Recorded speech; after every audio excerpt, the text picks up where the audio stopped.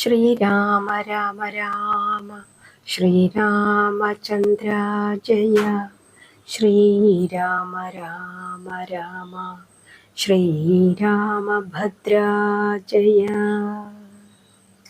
ഹരിശ്രീ ഗണപതയേ നമഃ. അവിഘ്നമസ്തു. ജനകാത്മജയുടെ കർണകഠോരങ്ങളായ വാക്കുകൾ കേട്ടിട്ട് സൗമിത്രി തൻ്റെ 2 കൈകൊണ്ടും 2 കർണങ്ങളും പൊത്തിപ്പിടിച്ചുകൊണ്ട് വികൽപ്പചിത്തനായി വനദേവതമാരെ പ്രാർത്ഥിച്ച് അവരുടെ സംരക്ഷണയിൽ അവനീപുത്രിയെ അർപ്പിച്ചുകൊണ്ട് അടവിയിൽ ശബ്ദം കേട്ട സ്ഥലം ലക്ഷ്യമാക്കി പ്രയാണം ചെയ്തു. ഈ സന്ദർഭം പാർത്തുകൊണ്ട് അന്തരീക്ഷത്തിൽ വർത്തിച്ച ദശകന്ധരൻ പെട്ടെന്ന് ഒരു സന്യാസി വേഷത്തിൽ ഉടജത്തിന്റെ മുമ്പിൽ പ്രത്യക്ഷപ്പെട്ടു.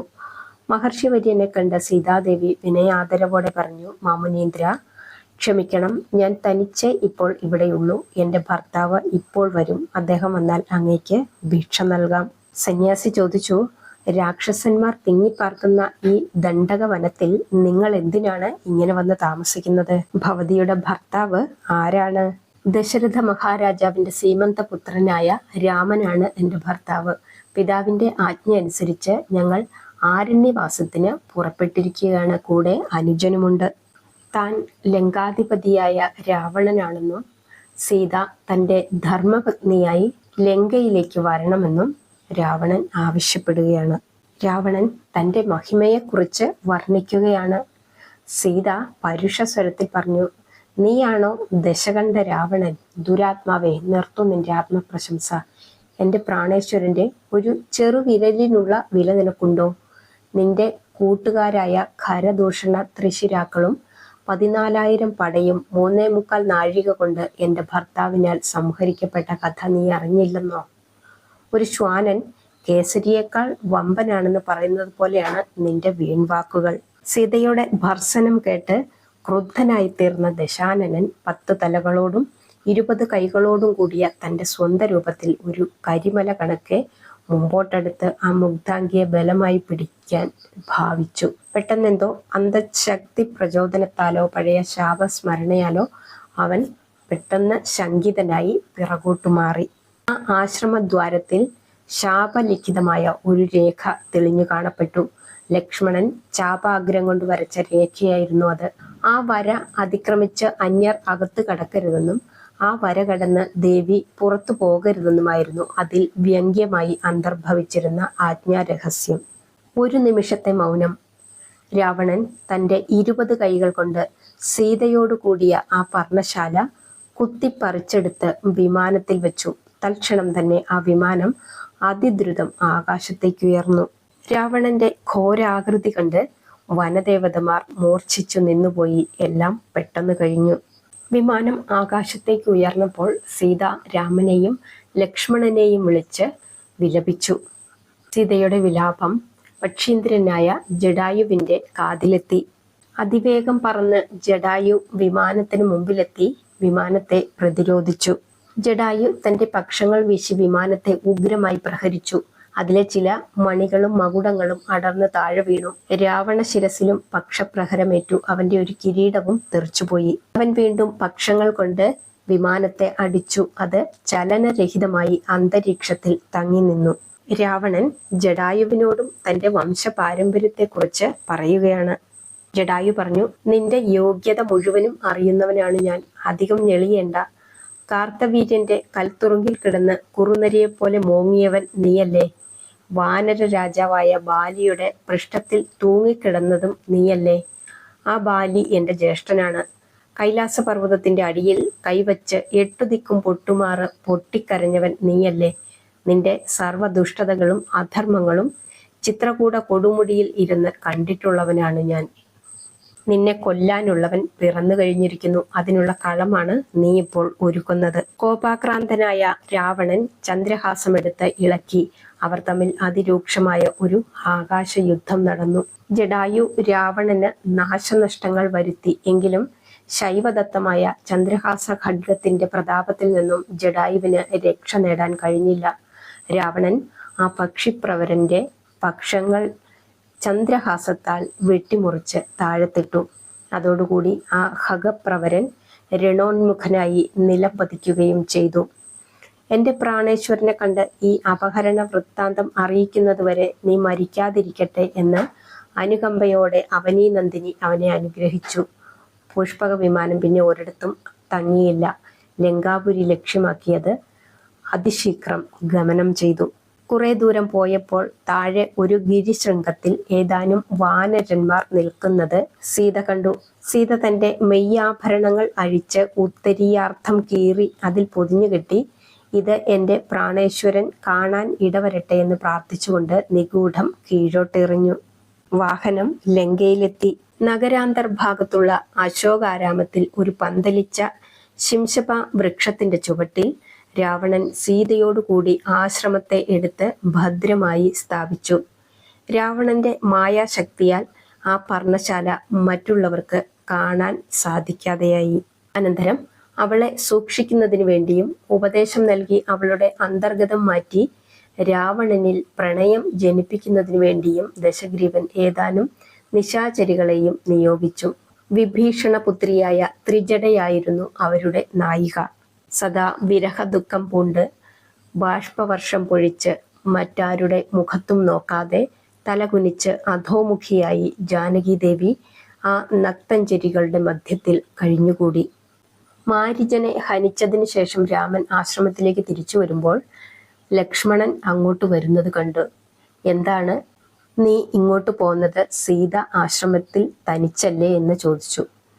അടർന്നു വീഴുന്ന അശ്രുക്കളോടും ഗദ്ഗതത്തോടും കൂടി ലക്ഷ്മണൻ നടന്ന സംഭവങ്ങൾ മുഴുവനും വിസ്തരിച്ച് പറഞ്ഞു കേൾപ്പിച്ചു.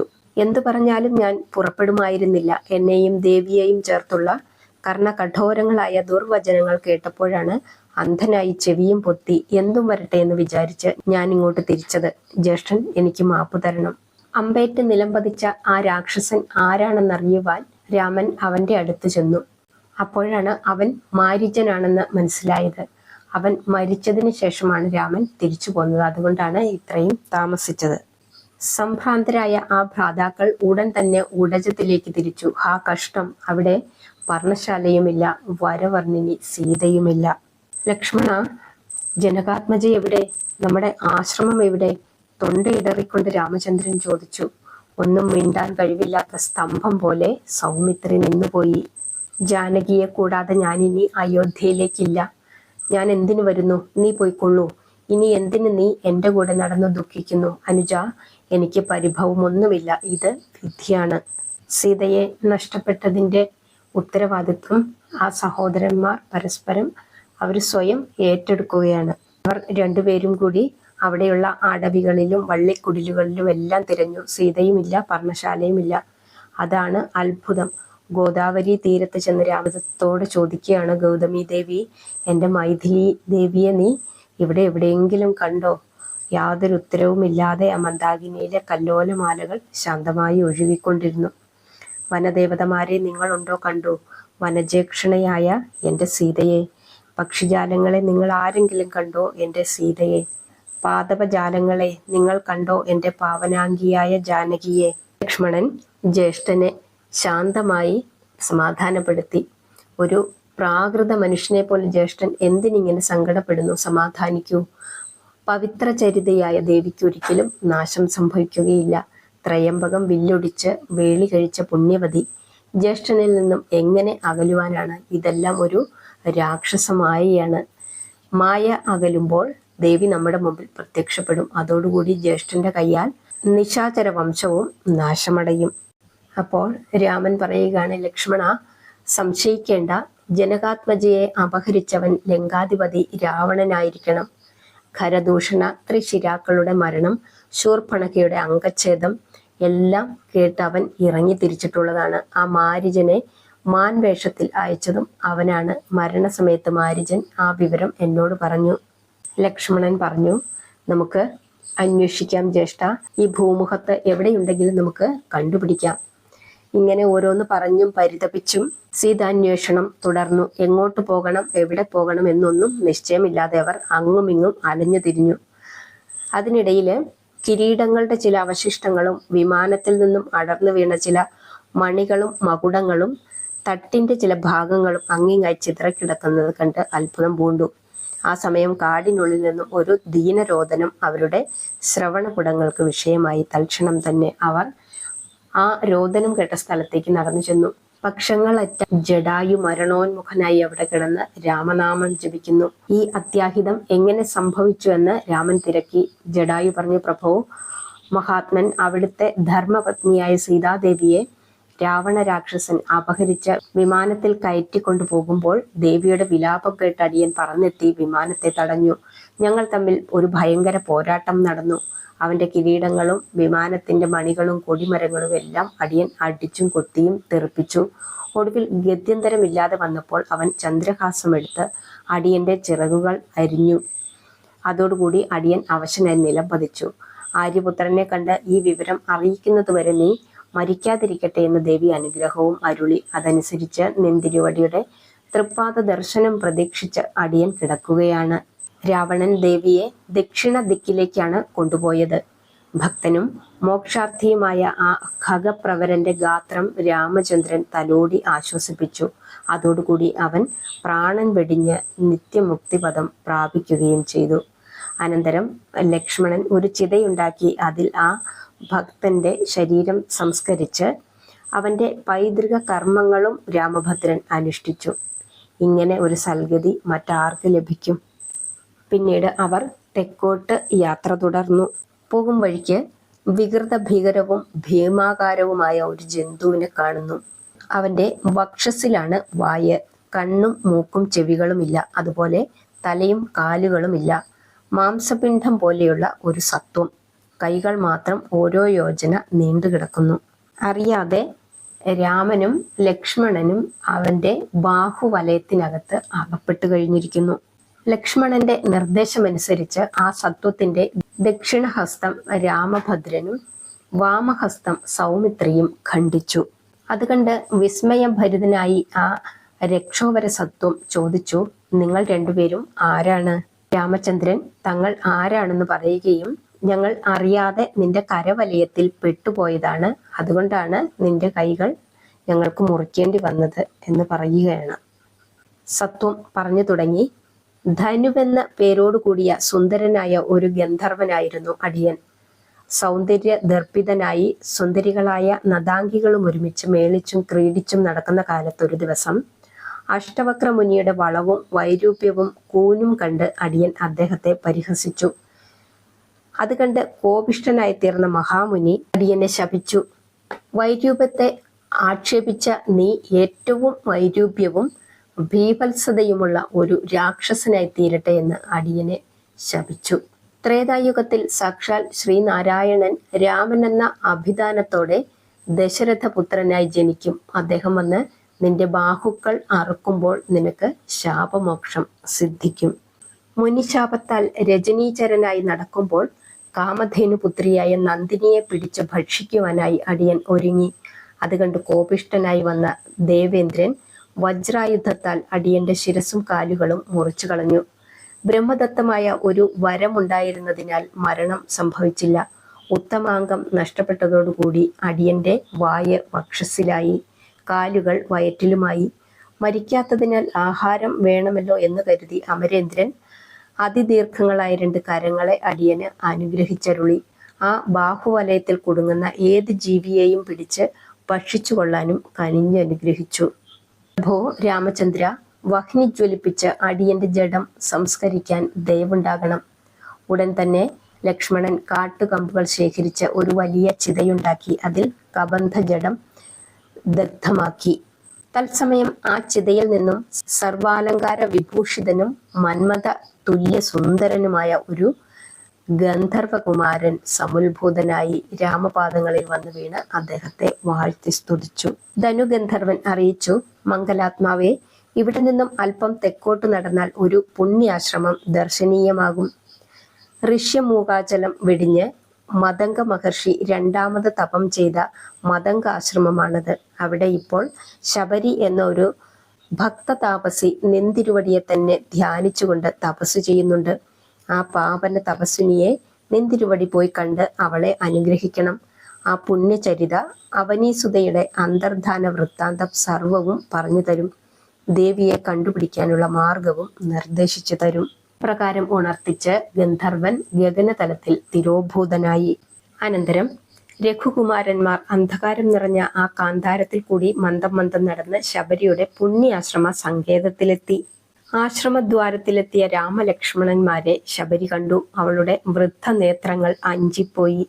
കോദണ്ഡ ചാപമേന്തി ജടാവൽക്കലധാരിയായി ലക്ഷ്മണാനുജ സമേതനായി തന്റെ മനസ്സിൽ ധ്യാനിച്ചാരാധിക്കുന്ന അതേ ദിവ്യരൂപം തന്നെ. മന്ദസ്മിതാർദ്രവദനായി, ശ്യാമളവർണ്ണ കോമള കളേബരനായി തന്റെ കൺമുമ്പിൽ തനിക്ക് ദിവ്യ ദർശനം നൽകിക്കൊണ്ടു നിൽക്കുന്നു. ഭക്തിപുളകിതയായി ആ വൃദ്ധ താപസി സാഷ്ടാംഗം പ്രണാമം ചെയ്തു. അനന്തരം എഴുന്നേറ്റ് ആദരപൂർവം അതിഥികൾ എതിരേറ്റ് ആശ്രമത്തിനകത്തു കൊണ്ടുവന്നിരുത്തി. കാലുകൾ കഴുകി പൂജിച്ച് പല പക്വമൂലങ്ങൾ നൽകി സൽക്കരിച്ചു. ഭക്തി വിവശതയാൽ എന്തു ചെയ്യേണ്ടു എന്നറിയാതെ അവൾ കുഴങ്ങി.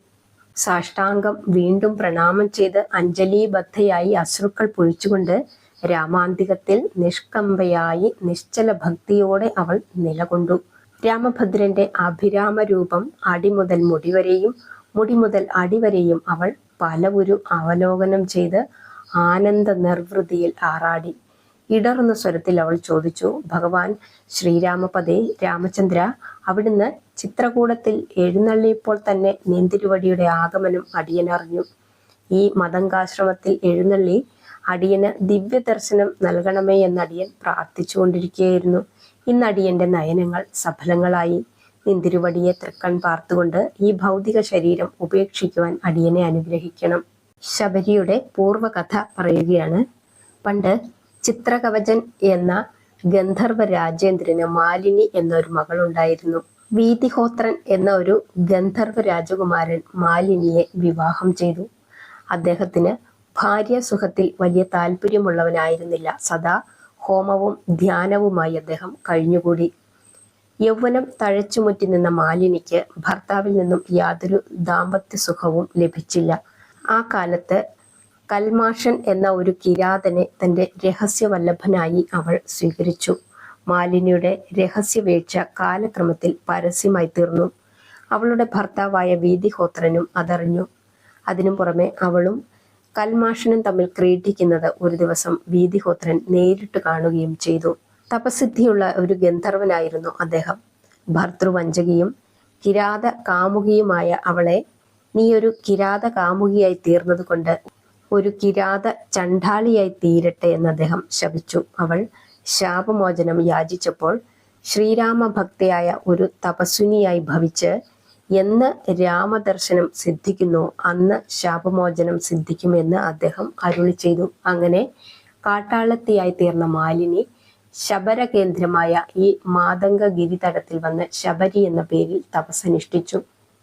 ആ പാപിഷ്ഠയായ മാലിനിയാണ് ഈ ശബരി. നീന്തിരുവടിയുടെ ദിവ്യ പാദസ്പർശത്താലും ദർശനത്താലും അടിയന് ശാപമോചനം സിദ്ധിച്ചിരിക്കുന്നു. ദേവദേവ, അടിയനെ അനുഗ്രഹിച്ചാലും.